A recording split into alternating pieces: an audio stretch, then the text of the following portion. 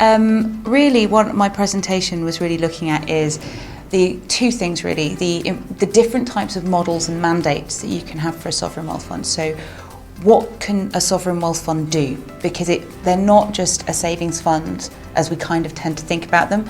Over the past 15 years, they've really evolved to be able, there are tens of sovereign funds around the world, and some of them are savings funds, traditional oil funds for saving oil money. Some are stabilisation funds, but increasingly we're seeing more and more funds started that are there to really diversify and drive economic growth and development at home. And that's putting together the resources that these countries do have to really help not only invest in current generations, but also using that for future generations. And on the African continent, that's really a popular model, and it's really important because it's got a young population that's growing pretty rapidly.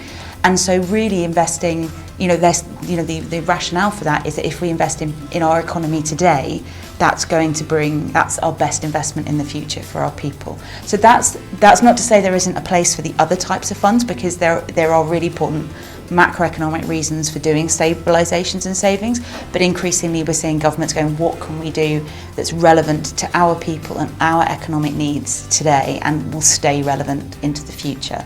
So that's kind of, I think, the context. And what I was really speaking about is the importance of good governance practice, independent management, really thinking about the financial side of investment rather than government spending, because as a government institution we tend to think of these things as being part of government and government spending, but actually all sovereign wealth funds are financially motivated. They're looking at making a profit that they can, for their stakeholders.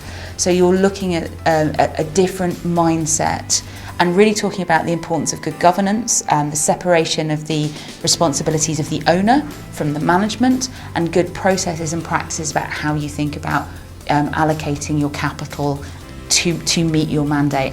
And we also spent quite a lot of time talking about accountability, whether that is directly through Parliament and parliamentary accountability. And there are lots of sovereign wealth funds around the world, whether that is Kuwait, that's responsible, it's accountable to Parliament, whether that's Australia or New Zealand, all of these kind of funds have to report back to Parliament, or whether it's going directly to the citizens themselves, who at the end of the day, they're the ultimate owners of the money in the sovereign wealth fund, and really helping them understand what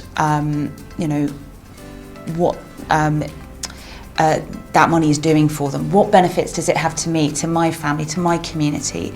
And I think that's becoming more and more important in a world of social media, where there's lots of information is being shared, and it's really important to be able to be very clear and transparent. And that's not just about putting audited balance sheets on the internet and saying this is how much money we have, because most people don't understand those. It's actually being active about, do you have a double bottom line where you're investing for a social impact, for example, and not just making money out of it? And how do you explain that to people?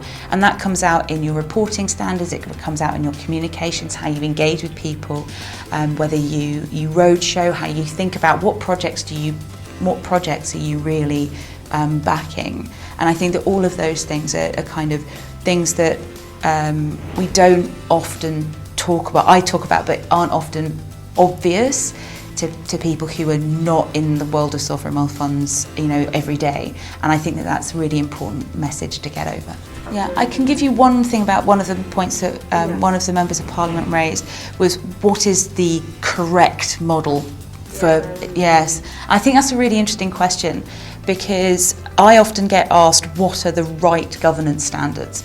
And the answer is that there is no right answer. It is what is every sovereign wealth fund in my membership, and we have 46 members, every single sovereign wealth fund is different. But that has been tailored to their circumstances and what their government needs and what their economy needs and how much money they have and what the political, environment is like. So really, I think it's, you take a principles-based approach to governance. You go, we follow the principles, the Santiago principles. the 24 principles of best generally accepted principles and practices for sovereign wealth fund governance, and you think, how can I implement these in my own context for the benefit of my people? And I think that that's really important. There is no right or wrong answer. There's no tick box that we have or haven't done this. It's really thinking about it in a holistic and in a really bespoke manner, and implementing those principles in a relevant context. So we have this. So we have the principles are, things that do have to be disclosed. For example, that you should have an investment policy, that you should have separation of the role of the stakeholder. But these are just kind of good governance principles.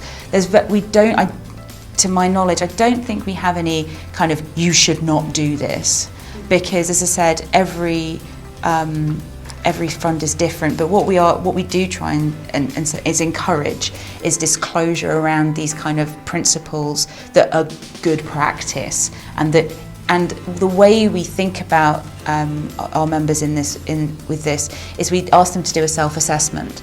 And we don't expect everyone to say, yes, I fully implement all of these things. But what we do say, if you don't disclose this, or you don't do this, or you can't do this, or you can't disclose this, can you tell us why? Is there a legal reason? Is it that you're a relatively new fund and you haven't worked out how to do that? Is it that you need to do more stakeholder education? And I think that kind of approach is a way of improving governance without telling people what they should and should not do, because what is right for one country is not going to be right for the other.